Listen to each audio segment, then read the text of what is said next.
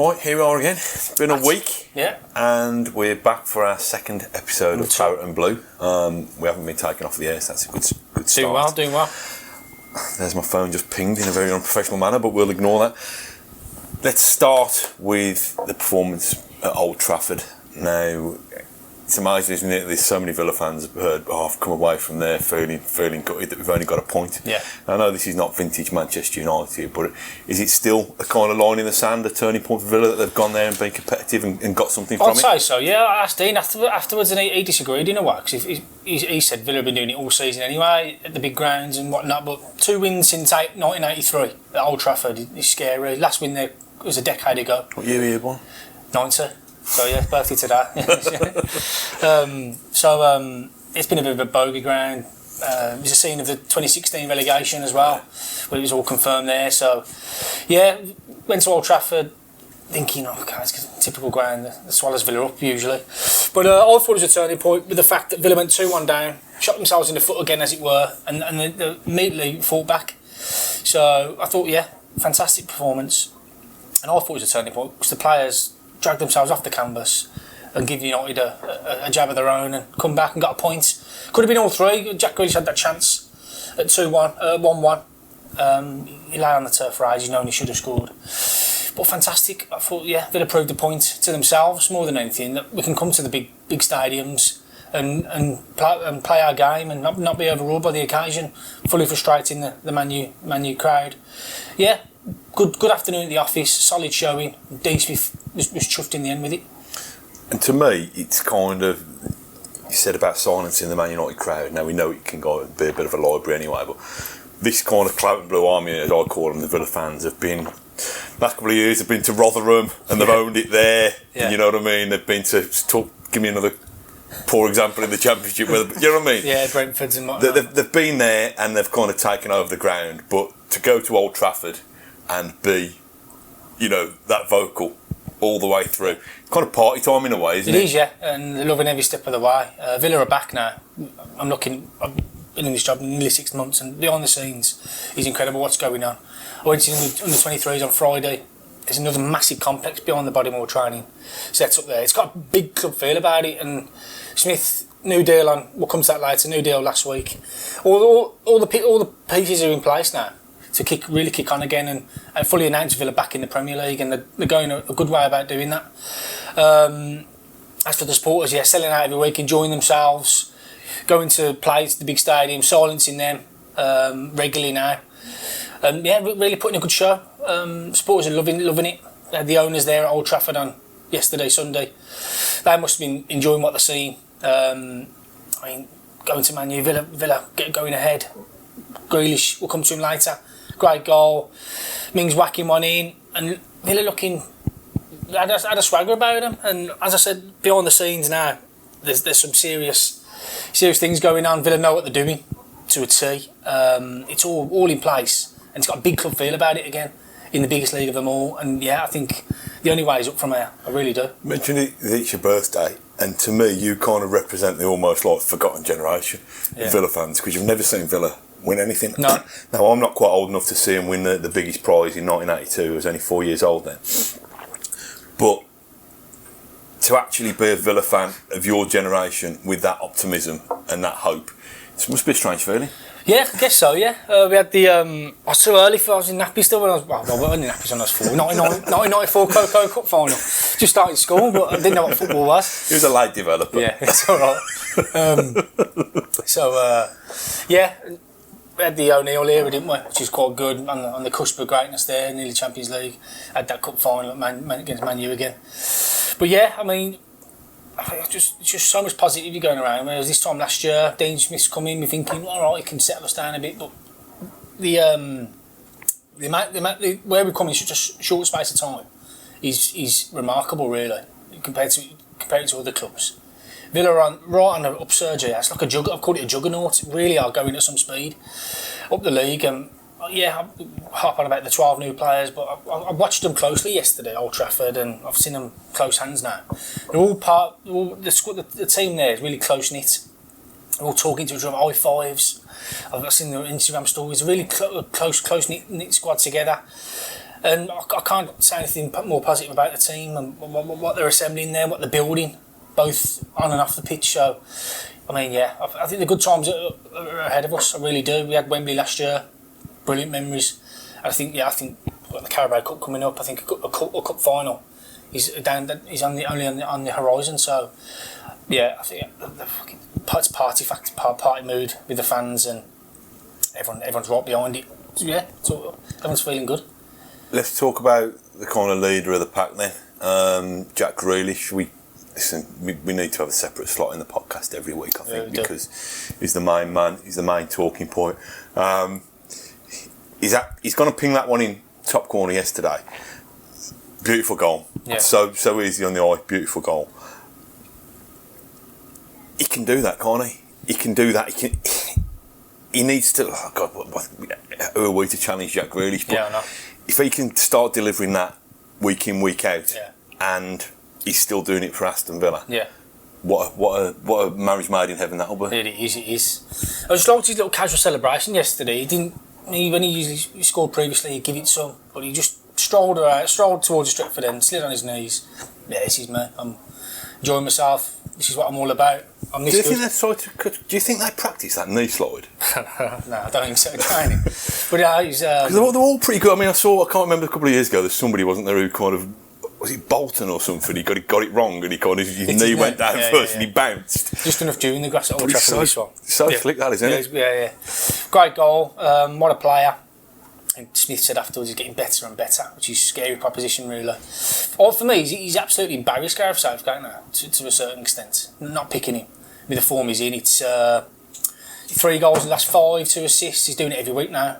I'm running out of words to describe him as a player. He's really knuckling down on and off the pitch as well, and it's bearing fruit, isn't it?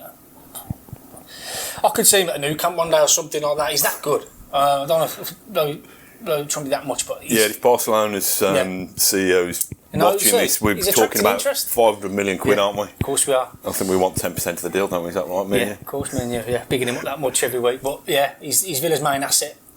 Big word used by the hierarchy there, asset, and what an asset he is. Boy living his dream and strutting his stuff. It's not phasing him at all. Yeah, he's doing it every week, so watch out. Chelsea, Wednesday, Leicester next week. Try and stop him. You can't stop him at the moment, and Villa have got a chance when he's on the pitch, haven't they? And I think it was his auntie Patsy's birthday yesterday. Yeah. So I mean, I don't know why he didn't have a shirt saying "Happy Birthday, Auntie Patsy" on it, but still. In terms of Jack, a couple of pundits, I think Robbie Savage has come out and said he's too good for Aston Villa. I think he could play. We've said this. I mean, you've been touting him for Barcelona. He could play at a higher level, but does he need to? Can he? Can Villa fulfil his ambitions? I mean, we're biased, aren't we? So of course we are. Yeah, of course we are. The only ambition for him now is probably Champions League football, perhaps down the line. He's 24 now. Dean Smith said himself. Dean Smith wants to take Villa to Europe. I know it's far-fetched at this stage, but with the work going on behind the scenes, let's take it serious. Villa know what they're doing. It's a 4-year plan now. They've given Smith the contract. He wants to take him into Europe. Okay, yeah, it may be a bit too soon to talk about that. But as for Grealish, he probably won Champions League football, really test himself at the highest level. England's a certainty. He'll be in the Euros, won't he? Touch wood, he won't get injured. He'll be there, so he'll be testing himself against his best. I think he'll slot straight into the starting 11 on this form. No question about it. So, yeah, I think it's a marriage made in heaven. You've said that. For a boyhood fan, you want to play for your boyhood team, don't you? End of. So, yeah, I think he's enjoying what he's doing. Consistency is key now. He's doing it on a regular basis. Let's have a full season out of him. Let's see what he can achieve. You've said that he's embarrassed Southgate. Can you think of any reason why he's not in that squad? If you put yourself in Gareth Southgate's waistcoat, what do you think's stopping him? I don't think he probably trusts him yet. He's seen all the antics, hasn't he? Southgate's very corporate in that sense, so he's just testing his will and resolve, I think. Is that 2 years of keeping his nose clean? Yeah, I know, but I think he's saying how Grealish reacts to the snub, maybe. yes, you can pick Grealish, but he's got enough. He's got the Madisons in there and Mounts. He's gone with. I don't get why he hasn't chosen him. I believe maybe he's testing him on a personal level, see how he reacts, and he's reacting in the best possible way. But yeah, it does bamboozle me as to why he's not in there yet. As Villa fans aren't that bothered, I don't think. He's with them. No, I don't. Listen, it's strange, isn't it? It's kind of all well and good us kind of clamouring to play for England, and we'd love to see him play for England and be really proud of it. But if whatever the byproduct of him not playing for England or whatever is him shining for Aston Villa, is him stepping up every game, either because he's got a point to prove or just because we know he's a fantastic footballer. Yeah. So be it, always mixed emotions about this, because we've seen players shine for England. We've seen Gareth, shine for Villa and play for England. Gareth Barry, Ashley Young, James Milner, and then 18 months later they're up the M6, aren't they? Playing for another club. So it'll come. I'm sure it will. A player who's probably faded from the limelight a little bit in recent weeks is John McGinn. We all thought that Old Trafford, with United being linked with McGinn, that'd be the time where he stepped up. Are we asking too much of McGinn? Because I think even when he's not quite at it, he's still something, doesn't he? Yeah. I think that's fair. He's done so much at the start of the year. Yeah, I think you're asking too much. Yeah, he can't do it every week and the lung busting runs every week and scoring every week. He's doing enough for me. Yeah, he's fine in that midfield, making everyone tick. He's chasing down opposition, making them think, and giving the likes of Grealish the room to manoeuvre. So yeah, no concerns there at all, really. Players from the weekend, Mings had the error, didn't they? Pick up on Mings, creeping into his game now. He had a couple at Newcastle as well. So I don't know whether the complacency is getting in there. He's right around the England setup now, isn't he? So he wants picking out the perfect pass every time. Yeah, I was chatting before we started about Mings, and I'm torn on this because I think one of the things that has made him such a hero and made him such a good defender to watch is that he's not panicked previously. I know it's different in the Championship to in the Premier League, but he has kind of backed himself to have that extra touch and to try and deliver the right ball. So, okay, as a defender, it's about playing percentages, isn't it? And you probably can buy yourself an extra touch and an extra look up in the Championship that you can't afford at Old Trafford against the big boys. But I don't think we should leap on him too much. My main concern with that first goal that was conceded was how poorly the ball into the box. I mean, it was a great ball into the box, but how poorly the ball into the box was defended. We might not have given away that position if Mings had dealt with the ball responsibly in the first place. But again, there was a time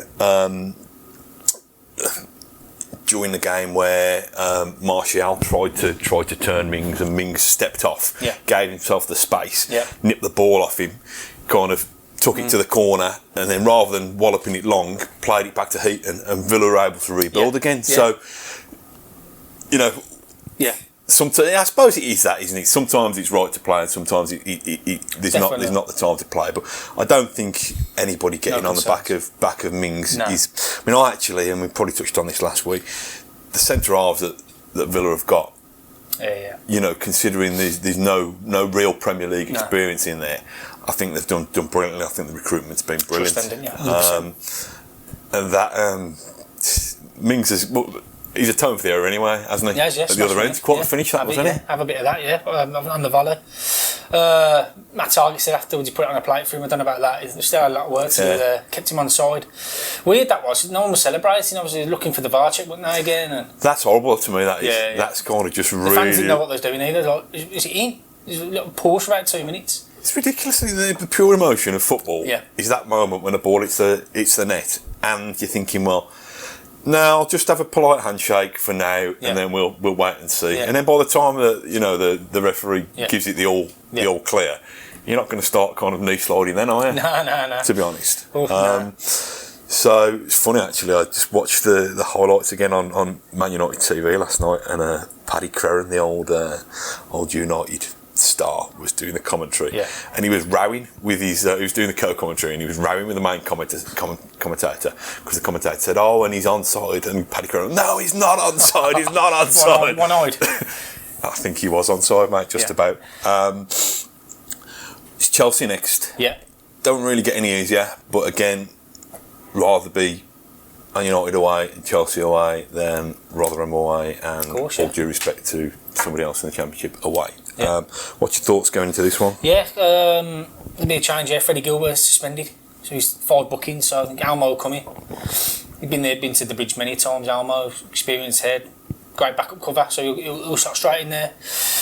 Yeah, speaking to the Chelsea reporter, Football.London, he said Chelsea are struggling at home lately. Back-to-back losses now, lost to West Ham weekend, and Lampard's somewhat sticky patch, so hopefully that continues. Villa lost 8-0 there before, haven't they? But it's 8-0, 7-1. Yeah. Moved on since then, and completely different now. So all set up for a good game. I wonder if Tammy's going to be fit. He's touch and go for it. JT's back for get Heroes reception, I'm guessing. Chelsea fans would be surprised not on their backroom team with all they've got Jody Morris and McAlally's on there as well, so they've got an old boys reunion there. But Terry's loving life at Villa at the moment, and rightly so. Yeah, I think Villa can go there and upset the odds once more. Yeah, they've done it in all the other big ground this season, so nothing to fear. Yeah, let's go for it. It's funny the JT one, isn't it? Because that was one of the reasons that he said he came to Villa. Didn't want to play against them? Because he didn't want to play against them, and now he's going to be trying to try and mastermind their downfall, certainly their downfall on Wednesday night. You mentioned Gilbert being out for the match because he's totted up 5 bookings. What have you thought of him Brilliant. so far? Superb. Pace in abundance, loves a slide tackle, gets the slide tackles right as well. Okay, he's picked up 5 bookings. But more often gets them right except for 5. Yeah, 5. But more often than not, he kept up with Rashford yesterday. It was up with Dan James as well, rapid. Gilbert's brilliant signing, £5 million or something around that ballpark. It's pennies, isn't it? Great signing, looks a part of the team. Really, probably like a fan's favourite almost. Freddie Gilbert. Great personality around the camp as well. Can play, not afraid to bomb on as well. Smith likes his attacking fullbacks. Him and Matty Target have slotted in really well.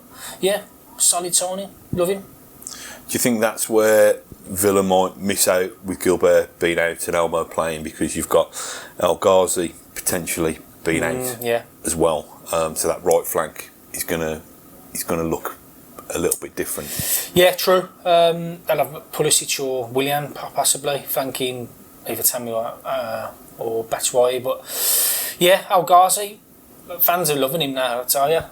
The Villa timeline, he's really coming to his own, showing his form. Got an assist yesterday, although coming off straight away. Took a whack to the knee before playing it over to Grealish. He's a goal scorer, isn't he? Spoke to Ron Atkinson last week. He's Villa's best favourite. His favourite player for Villa, El Ghazi. Really likes it, the Dutch winger. Comes alive in the box, got a goal scoring. He knows where the net is, and he's starting to show that consistency Villa fans have craved. I mentioned he's blue, hot and cold previously, but yeah, he's adding to his games. He's only 25, so a lot of learning there. He's come from the Ajax Academy. He knows how to play, and Smith's getting a good tune out of him. So it'll be a miss, yeah, I think so. But Trezeguet coming yesterday, similar job to El Ghazi, so Villa have cover there. Yeah, I mean, playing well. All the lads are playing well, El Ghazi especially. So I'll be getting back for Leicester if he's not up to it. So there's going to be, looks like it's going to be 2 enforced changes down the right with what we think Trezeguet for El Ghazi and Al Mohammadi for Gilbert. Do you think that Smith will make any more changes? Do you think is there a chance for Marvellous to come back in? Possibly, yeah. See how the legs are. Douglas Luiz yesterday, yeah, he was pretty understated in there. He's never gets flummoxed in a big stadium. He's so calm on the ball. It's incredible, really. Possibly could freshen it up midweek game. 2 away trips on the bounce. We could keep it consistent. I'm not too sure what he'll do, to be honest. Leicester on Sunday, so there's a few days rest in between that. But yeah, I think that's the only position I see risk really freshening up that way. Marvellous Nakamba coming in, had a bit of fresh legs in there, bit of impetus in the middle. But yeah, we'll see. That's the only position I see changing. Perhaps not being forced with the right flank, so we'll see. So we've got to talk about Dean Smith 4-year contract. At times when some newly promoted Premier League clubs could get a little bit kind of I don't know, trigger happy potentially with the club not having that much of a gap above the bottom three. It's a real statement of support, isn't it, from Villa? Huge, massively. 4 years as well. He only signed last October, so they're really backing him to the hilt. And rightly so as well. He got Villa promoted a year before the plan, as it were, and he's been rewarded for that. You could say it was a strange time. But was it though? Villa announcing Dean Smith's new contract on the day that Arsenal sacked their manager. That ain't a coincidence, mate. I'm telling you. Arsenal sniffing round. There's loads of managers that have got the boot now. Watford yesterday. Marco Silva, Everton's struggling as well, but Villa are proud of the man they've got in the hot seat. Villa through and through. And I mean, I can't speak. I rave about Dean. I love Dean. So down to earth as well. Realises the job he's got, doing the best he can, and really building something here. He's talking about the dizzy heights of Europe. He wants to be the man. He said, I want to be the one who takes him back to Europe. So he's got a challenge. He's very determined. He's Dean. Very hard working as well. He was at the under-23s on Friday at 6 o'clock on a freezing Friday night, watching the lads there. So he's taking it all seriously behind the scenes as well. And Villa are building something there. They know what they're doing. And Dean's at the forefront of that. Christian Purslow spoke glowingly of him. He's like, Purslow says he's the heartbeat of everything we're doing here. And rightly so. Them two get on really well. But as for Dean, he spoke volumes yesterday coming away from Old Trafford. He was frustrated there because he thought Villa could have got something again. So frustrations are good for me in that sense, coming away from Old Trafford like that. So too the other results this year. So he'll be looking to build again. And he loves testing himself against the best, and he will do so again at the Bridge in Leicester next week. So long live Dean. Long live Dean. I've got a theory that he kind of quite likes this kind of boiled Villa fan narrative, because I think by a lot of people, us included, focusing on that, people forget actually what a shrewd coach he is in terms of a tactician, in terms of his recruitment, in terms of his man management. So I think he's happy to kind of, if that's what you think, if you think I've got the job just because I wear a scarf, that's fine. I got the job because I've accumulated this amount of knowledge, kind of the hard way, if you like, the proper way. So I think you don't just become a Premier League manager by being a fan of a club. You have to be the real deal. And the thing that impresses me about him is that he just kind of, this is a big deal, isn't it? Huge, but he just takes it on his shoulders, and he can communicate, whether it's with the tea lady down at Villa Park, whether it's with the higher echelons of the club, with the CEO and the owners, whether it's his players, the supporters. He just seems to be such a kind of statesman-like figure, so but without any edge to him. Yeah, definitely. Is that a great bar thing, Ash? Sure. It must be. So affable, can talk to anyone. I think I can't speak highly enough of him. But I think that the fan image acts as a Claret blue smoke screen, if you like. I think that of me, but he is a serious manager. He's only 6 months in, not even 6 months into Premier League life. He's the first ever manager, do you know what I mean? So he's taking it like a duck to water. It's not phasing him a bit, so he's going toe to toe with the managers on the touchline, pitting his wits against the best, and he's loving it, and he's earned his stripes to do so. So on the Great Bar thing, I know that kind of within your first couple of weeks of the job, we got you to go and do a little bit of kind of delving behind the scenes. Club, I mean, the community's really proud of him, aren't they? And so. I popped into the Con Club, the Conservative Club, back of the Scott Arms. They said Dean used to pop him, and he was at the time, was it Sheffield Wednesday at the time? I think in his tracksuits, he used to have a shandy after a match, and they love him there. He's had a Q&A there as well. Big family man, he's Dean. Likes his privacy as well, which is understandable. Keeps himself to himself. He's got a job to do at the end of the day. But I spoke to him last week about the Man U coming up, and he said, I was at the cup final in '94, got the car down after I played the Still day in before. nappies then, weren't you, as a 4-year-old? Oh God, yeah.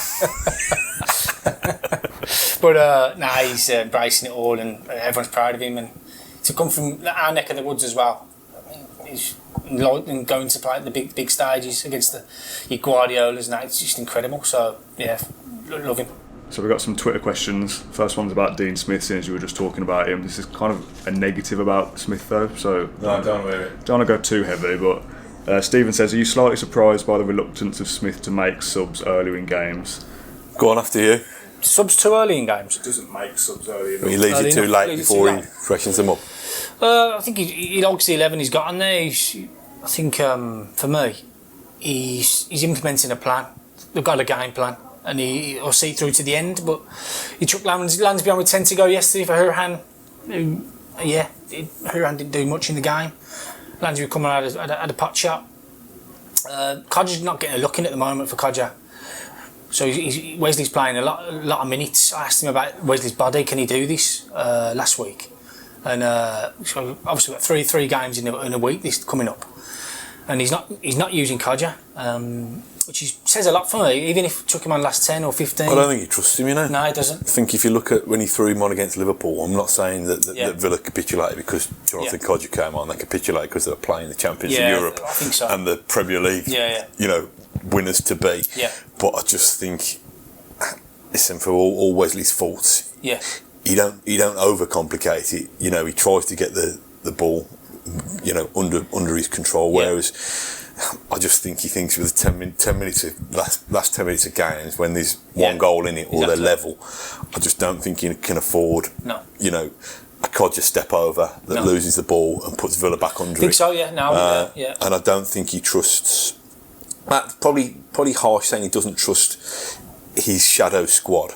Because I just think that 140 million don't get you that much in the Premier League nowadays. They've spent that, and they've spent that on their first 11 pretty much. So we said this last week, there's probably Villa got 13, 14 Premier League class players, and the rest are not making up the numbers, but not quite at that level. So I think he thinks, I would rather get every last drop at the players that I've got, and then trust the medical team, trust the nutritionist, trust the recovery to get them back up and running, than risk a slightly inferior player who undoes the good work of the previous 60, 70 minutes. So I think so. I'm not saying that's not always the case. I'm sure these opportunities where Dean Smith could have, you know, taken a look at somebody and thought, you ain't doing it for me today, and then have somebody good to go. But I think it's that. I think he knows that he's got a kind of a stellar cast of 11 or 12 or 13 players, and he wants them on the pitch to give Villa the best possible opportunity when he can. I think so, a guy called Boise asks about John McGinn needing a rest. He said there was a period last year where he got tired, had a bit of a break, and came back kind of re-energised and firing on all cylinders. Is that something that we can afford to look at, resting McGinn? Not for me, no. I think Villa are weaker without him. Even if he's not pulling up trees like he usually does. Again, we spoke about it just then. Smith wants to get every drop out of his best players. So, no, he's fine. He's putting his real shift in. You're not going to score 2 every week or whatever, and run through brick walls every week. But he's doing fine for me. Keep him in there. Villa are much better without him, much dangerous with him. Sorry, and what are your thoughts on that? You could probably. I mean, the thing is with McGinn, he doesn't get the international breaks recovered, does he? Because he's such an important player for Scotland as well. Whereas Grealish not being called up at least gives him that little bit of respite. I don't know. I'm torn on this because I think I don't know, what should we say? A 60% John McGinn at full capacity. He's probably still got more energy and more a bigger knack of influencing games and of setting the tone and of playing this high pressing game than the alternatives, to be honest, which comes back again to the strength in depth or the lack of strength in depth. I don't know, but I take your point. If McGinn was taken out of the firing line for 2 weeks and then came back all firing, firing on all cylinders, then perhaps he would make a difference. But what happens in the 2 weeks when he's not there? Can Villa afford? Exactly. It would be nice. to bring someone in and give him a week's rest. It would be nice, but I think that's the challenge for next summer, to try and I think so. Just keep gradually evolving and improving this squad and making sure that that the backup's good. I think so. Somebody else asked, does this feel a little bit like a turning point that we can kind of go to Old Trafford and feel like we can compete again? I think so. I think we touched on that earlier. I think it'd have felt more of a turning point if they'd gone and won the game. Yeah. I mean, it's Old Trafford. It's still a hell of a place to go. Not a particularly great Man United team compared to what we used to. But Ash made the point that having conceded that goal to go 2-1 down, it was kind of, I don't know, sink or swim, stick or twist, whatever you want to call it. It was a big moment. So to actually think, hang on, we ain't having that. You know, we've sweated so much, we've put so much into this. We're gonna get back into this, and to do it so quickly, I think that was a statement. There wasn't anybody feeling sorry for themselves when that second United goal went in. It was like, come on, we can't do this. We've got to learn from this. We've been here before. We've wasted opportunities before. We don't want to waste any opportunities anymore. So I think from that point it was a real statement. But to me, it only becomes a statement if they go to Chelsea and pick something up. If they get something. I mean, we got Chelsea and Leicester now. Yeah. I don't know. Am I dreaming to think that Villa could get 2 or 3 points from that? No, don't think so. They've been in every game this year, apart from Man City the second half. Seen the results. Yes, there's only a couple of goals in each of them. To be fair, nothing in it. Yes, we were pretty bossed at Wolves, to be honest. Yeah. But up until they scored the second, Villa were in the game still. So Villa have been in every game almost this year. They've got a chance in every game for me, especially with Grealish's form, and Wesley's not firing yet. He's goalless in 6 now, but once he gets a goal, who knows? Yeah, I think so. So I think it was a big moment. Final question is obviously Jack Grealish related, always comes back to him. It's from Adam Wright. He says, could Jack's omission from the England squad work to our advantage? Seems to me he's a man on a mission. We know that he's England's best, and he's about to show the rest of the country that he's England's best. Couldn't be prouder of him. Obviously we talked about the fitness of international breaks and stuff like that, but him being fired up and wanting to prove a point is good for Villa. I think so, but I think Jack Grealish should be fired up and wanting to prove a point for Villa anyway. He came back from a long injury last season. I don't think he inspired Villa to a 10-game run because he was thinking it was going to bring England honours necessarily. I think he's highly motivated anyway. There's been a shift change. There's been something in his mind in the last couple of years, and he speaks very highly of John Terry and the influence that he's had with him about living your life right, about this kind of making the absolute maximum of what you've got. And I think those qualities and the abundance of ability that they've got will get him in the England squad before too long anyway. So the next conversation we'll be having is, why is he not starting every week? Why is he not the captain? Why is he not doing this? But God, I'm just making random noises now rather than speaking. I just think that we always want more, don't we? We always want Jack Grealish playing for England. I really, and this is very unpatriotic of me, if Jack Grealish continues to shine like that for Aston Villa, I couldn't really give a damn whether he plays for England, only for the lad's sake, because he deserves it, and the family's sake, because they deserve it.